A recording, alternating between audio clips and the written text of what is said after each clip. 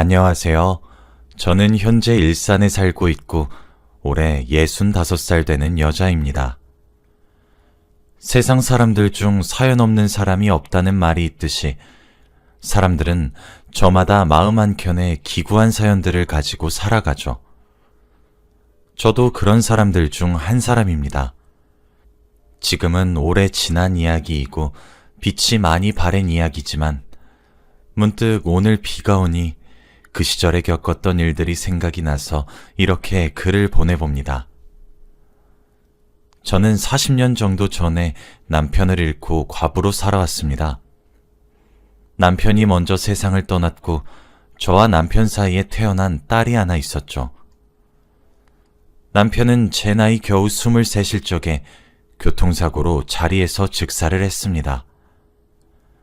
지금으로부터 약 40년도 더 전엔 지금처럼 결혼을 늦게 하는 추세가 아니었어요. 보통 일찍 결혼해서 임신과 출산을 겪으며 아이를 기르며 지냈죠. 전업주부들도 정말 많았고요. 그리고 저도 그런 사람들 중 한 사람이었습니다. 남편과는 7살의 나이 차이였고 일하던 곳에서 사장님의 추천으로 선을 봐서 결혼을 했어요. 저는 당시 제 밑으로 남동생이 2명이나 딸려 있었고 돈을 벌어야만 했었죠. 방직 공장에서 번 돈으로 동생들 뒷바라지를 하고 있었고요.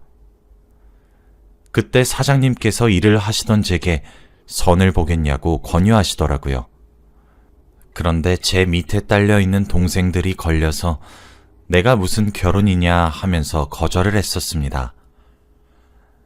당시 저는 늙어 죽을 때까지 가족들을 부양해야 된다는 생각에 사로잡혀 있었거든요.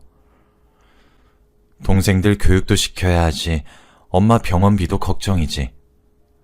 저와 아빠 둘이서 버는 돈으로 5 식구가 먹고 사는 것만으로도 급급했거든요. 그렇게 제 사정을 설명하면서 거절했었죠. 사장님이 알겠다고 말을 한 뒤 넘어가는 듯 했었죠. 그런데 며칠 후 또 제게 선을 보라고 권유를 하시더라고요. 젊은 나이니까 한번 만나보는 것도 손해가 아니지 않겠냐고 하시면서요. 근데 젊은 나이라는 단어가 어쩜 제 가슴에 그렇게 콕 박히던지. 그렇게 선자리를 수락하게 되었고 남편을 만나게 되었습니다. 남편은 사장님의 지인의 아들분이셨어요. 저보다 부유해 보이고 귀티나는 분이기에 기가 죽었었죠. 그런데 그것도 처음 잠깐이고 그 이후 정말 대화가 잘 통했습니다. 친절하고 다정하고 동화 속에서 나오는 왕자님 같은 사람이더라고요. 그렇게 몇 번 만나다 보니 결혼을 전제로 만나게 되었어요. 만난 지 6개월 정도 흐르니 어느새 결혼을 준비하고 있더군요. 남편은 자신과 결혼을 하고 난 이후 공장에서 일하는 것을 그만두길 원했고 저는 가족들 부양 때문에 그것이 어려울 것 같다고 대답했어요. 그랬더니 남편은 자신이 친정 처남들이 다 클 때까지 지원을 아끼지 않겠다고 해주었죠. 저는 원하던 사람과 꿈에 그리던 결혼도 하게 되는 것은 물론 좋은 남편을 만나 친정까지 챙겨준다는 사실에 정말 크게 감동했고 너무 고맙고 미안해 가슴이 벅차오를 정도로 감격스러웠습니다. 이렇게 보답받으려고 제가 그렇게 힘든 시절을 보내고 있었나 보다 하면서 말이에요. 그렇게 우린 양가의 축복 속에 결혼을 했고 바로 아이를 가졌습니다. 처음엔 시부모님들께서 시집살이도 많이 시키시기도 했죠. 그래도 아이를 임신하고 출산을 하자 많이 줄이시더군요. 처음엔 아들이 아니란 사실에 정말 많은 타박을 받게 되었지만 저희 딸아이가 매우 애교가 많은 아이라서 그런지 시부모님들은 딸아이의 애교에 살살 녹았죠. 그렇게 나름대로의 평화가 유지되며 지내오고 있었습니다. 그런데 그런 남편에게 딱 한 가지 단점이 있다고 한다면 운전을 참 난폭하게 한다는 것이었어요. 평소에는 참 다정다감한 사람이 운전대만 잡았다 하면 거칠어졌었거든요. 남편이 죽은 그날도 오늘처럼 이렇게 비가 주룩주룩 내리고 있었습니다. 그때는 딸아이가 3살 정도가 되던 애였고 태풍이 오고 있으니 대비를 해야 한다고 연신 뉴스가 나오기도 했죠. 지방으로 출장을 가야 한다던 남편은 연락이 되지 않았습니다. 사실 제 남편은 조금 가부장적인 사람이었습니다. 그래서 일을 하거나 그럴 때 제가 먼저 연락을 하거나 이런 식으로 귀찮게 굴거나 행동을 하면 너무 싫어했어요. 여자는 지고지순해야 하고 남자는 하늘이고 여자는 땅이고 뭐 그런 생각을 가지고 사는 사람이었죠. 요즘 사회에서는 이렇게 생각을 하는 사람들을 잘못 생각하고 있다고 말을 하지만 그 당시에는 그게 당연한 생각이었던 것 같습니다. 그래서 저도 딱히 이상하다 못 느꼈던 거였고요. 제가 많이 기우는데도 불구하고 저와 결혼해준 사람으로 생각했거든요. 그래서 그날도 올 시간이 한참이나 지났지만 묵묵히 남편을 기다렸습니다. 그런데 불이 다 꺼진 집에서 새벽에 전화가 따르릉 하면서 울리더군요. 딸아이를 재우고 늦은 밤까지 남편만 기다리고 있던 그때 문득 제 귀에 전화벨의 울림소리가 참 스산하게 들렸어요.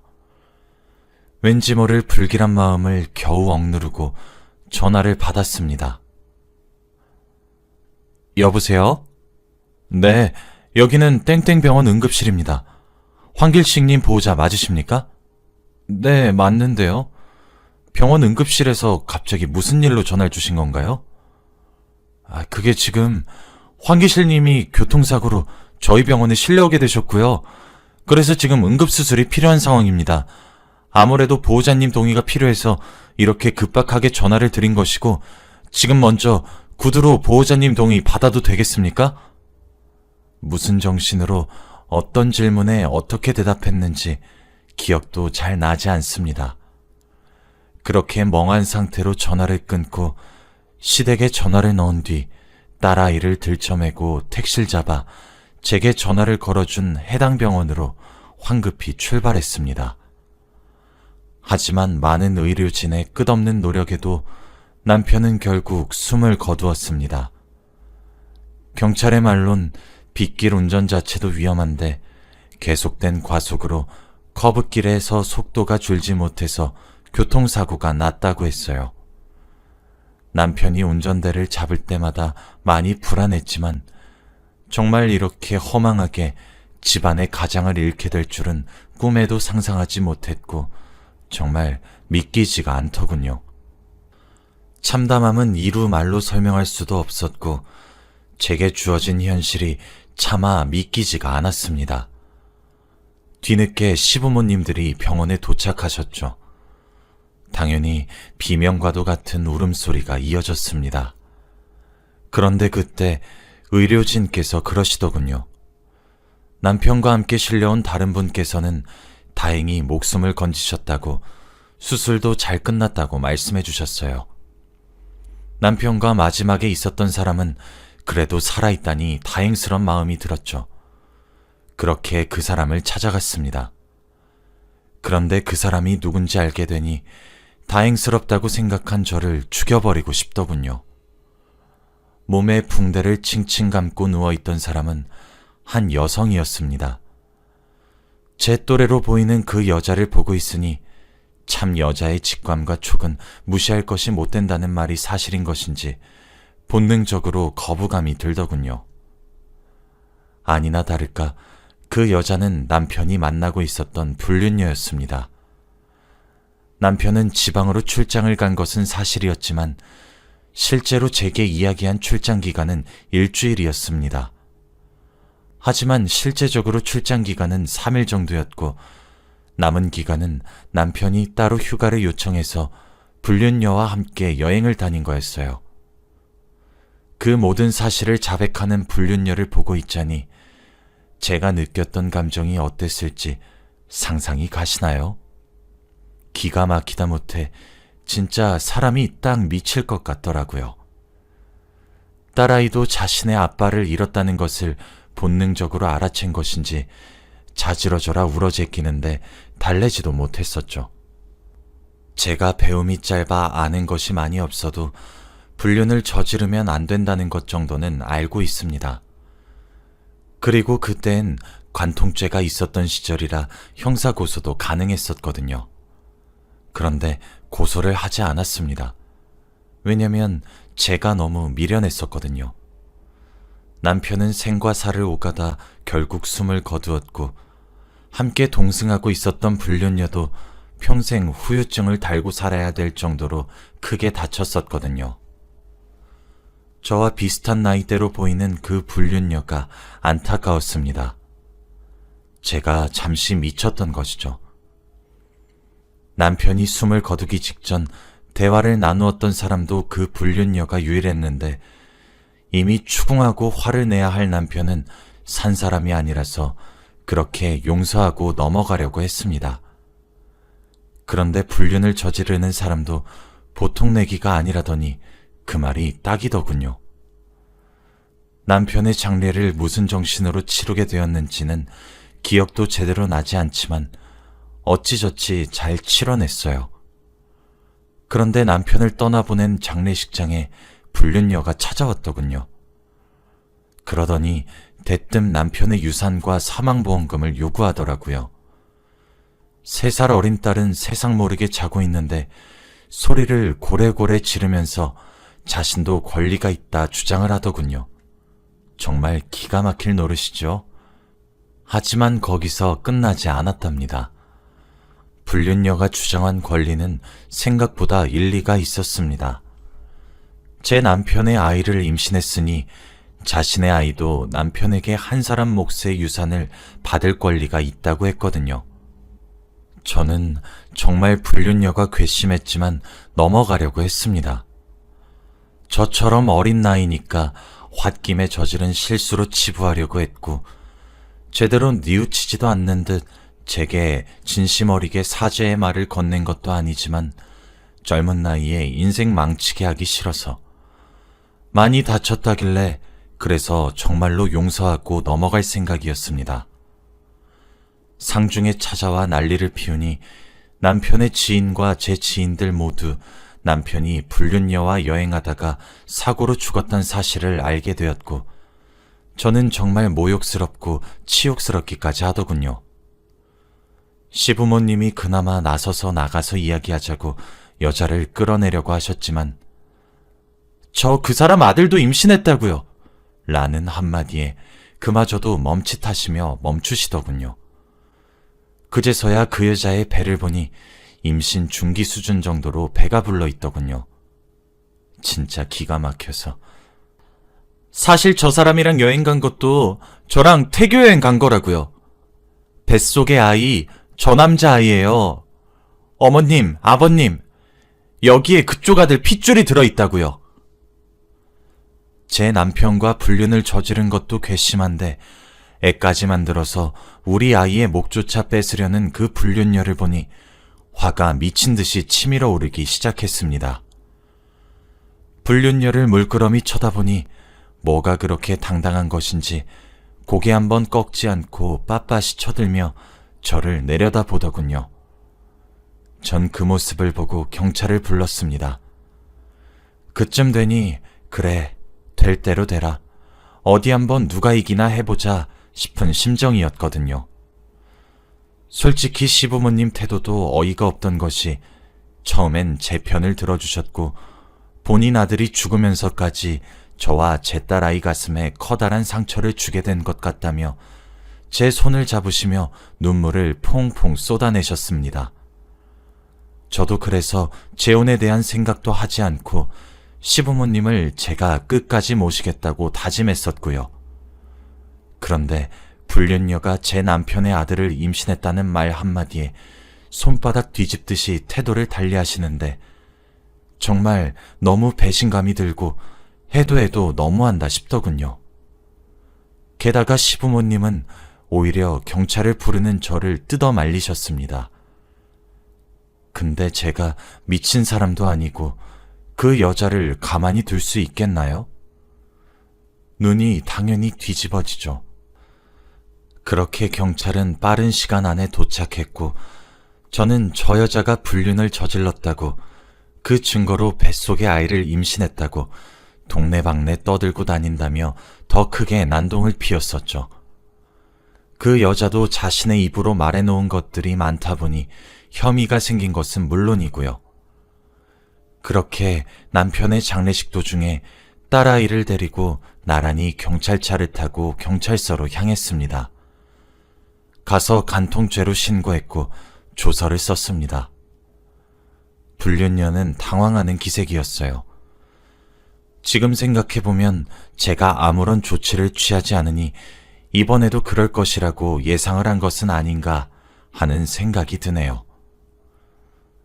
저는 그 이후로도 친정에서 돈을 아득바득 끌어모아서 비싼 돈 주고 변호사도 고용했어요. 참 어이가 없는 것이 남편 명의의 카드만 조회해도 여관방에서 결제된 내역이 주룩주룩 나오더군요. 그 여자가 다니고 있던 산부인과도 남편 카드로 결제가 되어 있는데 그동안 몰랐던 제가 그토록 미련하고 멍청하게 느껴질 수가 없었습니다. 그렇게 저는 미친 사람처럼 몇 개월씩이나 압박을 했습니다. 그러다 보니 시간이 흘러 불륜녀가 출산을 하게 되었죠. 아이가 태어나면서 이제 누군가의 아이인가에 따라서 남편이 죽기 전에 남긴 유산과 사망보험금 등등의 분배가 결정되는데 이게 웬걸 사사나를 낳았더군요. 원인은 불명하지만 제가 한 소송과 조치들이 한몫을 했을 거란 생각은 저도 들었습니다. 비명을 지르며 제게 독한 년이라며 욕을 하고 화를 내는데 저도 착한 사람은 아니었나 봐요. 비죽비죽 웃음이 나오더군요. 시부모님은 어느새 그 불륜녀 옆에 찰싹 달라붙어 제게 사람의 탈을 쓰고 어떻게 이렇게 자낙무도한 짓을 저지르냐며 해도 너무하는 것 아니냐며 함께 오열을 하는데 모르는 사람이 보면 제가 불륜녀로 오해할 기세더군요. 그러게 조용히 살지 왜 그랬어. 내가 넘어가려고 했잖아. 그럼 너는 내 남편이랑 불륜 저지르고 남의 남편 새끼 낳아서 행복하게 살 줄 알았니? 내가 그걸 가만히 둘 정도로 바보 천치를 알고 있었니? 나 너 죽을 때까지 따라다닐 거야. 어떤 남자와 만나 행복한 가정? 너 그거 평생 못 이뤄. 내가 그렇게 만들 거야. 하나뿐인 내 자식한테 아빠 뺏어간 것도, 우리 집 가장 뺏어간 것도 나 용서 못해. 어디 결혼 한번 해볼 테면 해봐. 선 볼 거면 어디 한번 봐봐. 난 너 죽을 때까지 쫓아다니면서 너 행복하게 사는 거 방해할 거야. 알겠니? 그리고 어머님, 아버님, 저한테 이러시는 거 아니에요. 적어도 어머님이랑 아버님은 저한테 이러시면 안 되는 거예요. 저한테 정말 큰 실수하는 거예요. 저는 그렇게 말을 하고 그 자리를 떠났습니다. 불륜녀는 뒤늦게 관통죄라도 피해보려고 했겠지만 이미 조사를 하는 과정에서 본인이 불륜녀 사실을 인정해버려 구속이 되었고 시부모님도 절 뒤늦게 찾아와 사과하시더군요. 뭐 지금은 40년도 더 된 이야기이지만 당시엔 참 심각했더랬죠. 그 이후에 사는 것은 많이 힘들지는 않았습니다. 교통사고 특약사항이 있는 보험 때문에 보험금도 정말 많이 받게 되었고 남편 명의의 재산도 저와 제 딸의 몫으로 돌아와 엄청 여유롭게 살 순 없지만 그래도 부족하지 않게 딸아이를 홀로 키울 수 있게 되었죠. 그리고 저도 참 그렇게 모진 사람은 아니었던 것인가 봐요. 그렇게 으름장을 놓은 이후에 제가 그렇게 독한 사람이 되진 못해서 실제로 따라다니면서 압박을 주거나 하진 않았지만 꽤 오랜 시간 마음을 졸이며 살았겠구나 싶었죠. 또 시부모님과도 왕래를 끊지는 않았습니다. 하나 있는 아들마저 잃으셨는데 거기에다 아들의 남은 핏줄인 손녀까진 잃게 해드리고 싶진 않았거든요. 시부모님께서 그 이후 제게 진심으로 사과하시면서 다가오신 것도 있지만요. 그래서 남편의 제사나 성묘 등 기리는 듯한 모든 것을 하지 않겠다고, 그리고 그걸 제 딸아이에게 강요 마시라는 조건 하나로 왕래를 계속했습니다. 무엇보다 딸아이가 시부모님을 참 많이 좋아하거든요. 그 이후 친정에서는 재혼을 권유하시곤 했지만 죽은 제 남편도 불륜을 저지르다 세상을 뜨는 마당에 제가 또 어떤 남자를 제대로 믿고 만나겠나 싶어서 재혼은 엄두가 나질 않더라고요. 그래서 저는 여전히 혼자 살고 있습니다. 지금 제 딸아이는 많이 컸어요. 어느덧 3살이었던 딸아이는 학교도 가고 취업도 하고 결혼도 하더니 이젠 제게 손녀까지 품에 안겨주게 되었죠. 요즘 장마철이라 그런지 그 시절의 기억이 문득문득 떠오르곤 합니다. 그 일을 겪었던 제 마음에도 비가 쏟아졌지만 실제로도 당시에 비가 참 많이 내렸었거든요. 남들에게 잘 꺼내지도 못했고 혼자서만 삭혔던 이야기였는데 이렇게 익명으로 누군가에게 털어놓고 보니 생각보다 기분이 참 괜찮은 것 같습니다. 마음속에서만 담아둔 이야기였는데 속이 시원하기도 하고 후련하기도 한 것 같네요. 저는 다른 사람 눈에 눈물 나게 한다면 그 사람은 피눈물을 흘렸으면 흘렸지 행복하게 살진 못할 것이라고 굳게 믿어요. 아마 제가 만난 불륜녀처럼 세상에서 가진 힘든 일을 겪게 되는 것이겠죠. 결혼을 했으면 배우자를 위해서만 살아야 되는 것이 맞을 텐데 참 그러지 못하고 이 사람 저 사람 옮겨다니며 한 곳에 정착하지 못하는 사람들을 보면 참 한심하기도 하고 불쌍하기도 합니다. 제 이야기를 듣고 계신 분들 중 찔리시는 분이 있다면 지금이라도 그만두시길 추천드려요. 아직 늦지 않았으니까요. 뒤늦게 후회하면서 살면 그것도 얼마나 사무치는 인생이 되겠습니까? 배우자 하나만을 위해 사는 인생도 참 바쁘거든요. 아무튼 여기까지가 제 이야기입니다. 긴 이야기 들어주셔서 너무 감사하고 다들 행복한 하루 되시길 바랍니다.